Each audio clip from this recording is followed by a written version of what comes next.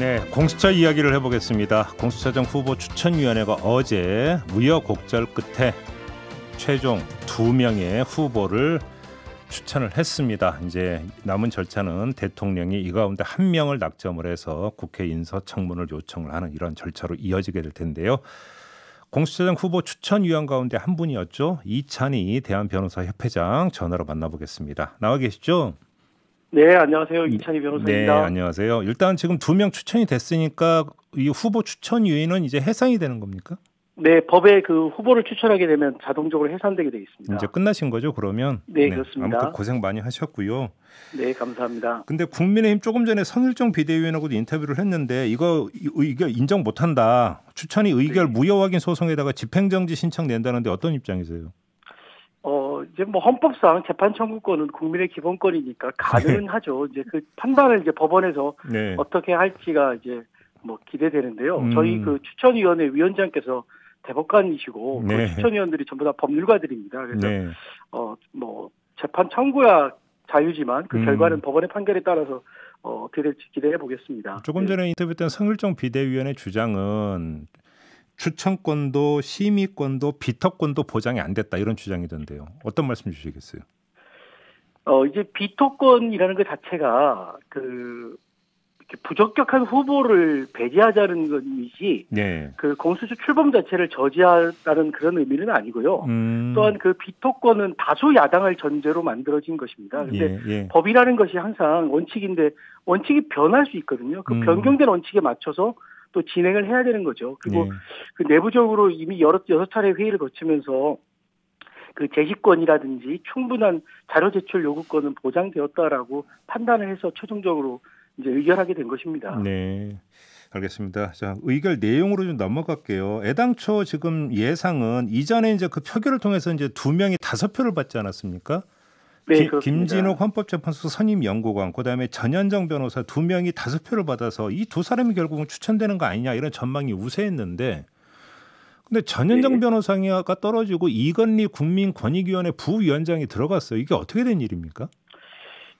전현정 변호사님도 제가 개인적으로 볼 때 아주 능력이나 인품이 모두 훌륭하신 분이어서 추천되지 않은 것은 아쉽습니다. 그러나 이제 그 이유를 한번 생각해 본다면 먼저 이제 공수처장 후보에 검사 출신을 반드시 넣어야 한다는 야당의 요구를 좀 반영을 하자라는 측면도 있었고요.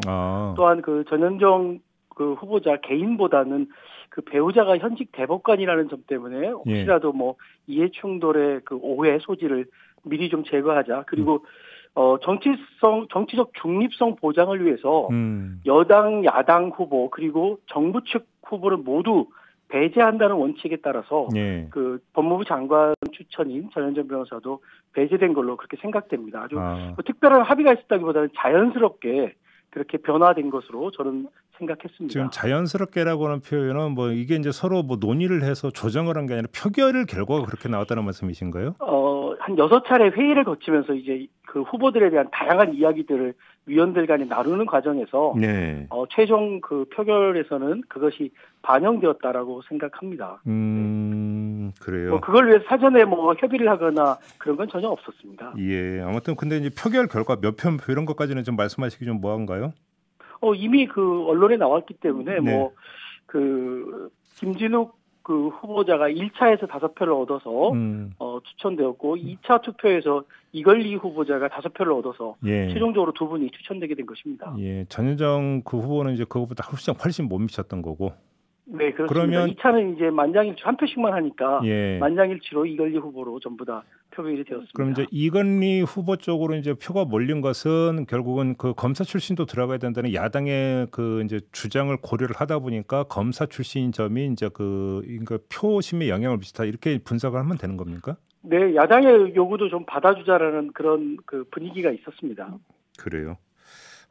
그래서 이건리 부위원장이 이제 그 최종 후보 2명 가운데 1명이 됐다. 네, 알겠습니다. 저는 이제 그 공수처 후보가 검사 출신이냐 아니냐가 중요한 것이 아니라 그분이 정말로 공수처장이 될 만한 그 능력과 자질, 인품이 있느냐가 중요하다고 생각해서 뭐 검사 출신인지 여부는 중요하게 생각하지 않았습니다. 회장님 그 말씀 하신 김에 지금 최종 후보 2명이 모두 대한변호사협회 추천 케이스거든요. 네. 제가 그럼 이렇게 질문을 이렇게 한번 들어볼게요. 이 두 분 가운데 누구든 공수처장이 돼도 활동 잘할 거라고 보증하십니까? 네, 저는 저희 대한변호사협회는 이제 헌정사상 최초의 공수처장 후보 추천을 위해서 3월부터 네. 회원들에게 의견을 수렴하고 다양한 각도로 네. 후보들에 대한 검증을 했습니다. 그리고 마지막으로 최종적으로 언론으로부터도 대한변협이 추천한 후보들이 가장 정치적으로 중립성이 보장된다라는 평가를 받았다는 점에서 최종 후보 두 분 모두 저희 대한변협 추천 후보가 됐다는 점에서 되게 보람 있고 영광스럽게 생각합니다. 그럼 한번 이렇게 질문을 드려볼게요. 이제 언론에 이제 뭐랄까요, 평이라든지 네. 그다음에 여론시장에서 나오는 이야기를 토대로 한번 질문을 드려보겠는데요. 첫째, 김진욱 후보자 같은 경우 이제 김앤장에서 일하신 바가 있지 않습니까? 네. 근데 이제 그 세간의 김앤장에 대한 인식과 공수처 수사 대상이 되는 고위 공직자와의 관계를 고려해 본다면 과연 적절한 인사일까? 여기에 고개를 갸우뚱거리는 시각이 있는데요. 어떤 말씀 주시겠습니까? 김앤장의 변호사님들이 수백 분 계십니다. 그리고 10년 전에 근무했던 것이고요. 이제 법원과 헌법재판소 경력이 다 있고 또 김앤장에서 그분이 어떤 사건들을 담당했는지를 보면은 그분의 정치적 중립성이 충분히 인정되지 않을까 싶고 최소한 공수처장 후보가 되기 위해서는 어느 한쪽으로 편향되지 않았다는 점에 대해서 내부적으로 검증이 이루어졌기 때문에 추천이 된 것입니다. 네. 그다음에 이건희 부위원장 같은 역시 검사 출신이라는 점에 대해서 이게 결국은 검찰을 견제해야 되는 그 역할이 있는데 공수처 같은 경우 이게 과연 제대로 되겠느냐라고 하는 데 대해서 의구심 품는 시각에 대해서는요. 제가 미리도 말씀드렸지만 검사 출신이 아니냐라는 그런 출신의 중요성이 공수처장의 요건이 아니라 그분이 검사 출신임에도 불구하고 검찰 개혁과 정치적 중립성을 보장할 만큼 신념이 강하신 분이냐 아니냐가 중요하다고 생각하는데 이건희 후보자의 경우에도 현재까지 살아온 모든 삶의 궤적에 비춰봤을 때 그러한 점이 충분히 보장된다고 생각해서 추천한 것입니다. 지금 인사청문 과정이 얼마나 순탄하게 진행이 될지가 궁금해서 한번 여쭤보는 건데요. 이 공수처장 후보 추천위원들이 이제 후보를 그러니까 심사하는 과정에서 개인의 물론 자질도 당연히 이제 그러니까 평가가 되셨겠지만 도덕성 문제 이런 것들도 좀 충분히 이게 검토가 됐던 겁니까? 어떻게 되는 겁니까? 저희가 이제 똑같이 정치적 중립성이나 독립성이 요청되는 대법관이나 검찰총장 후보 추천위원회도 저는 다 참여를 해봤습니다.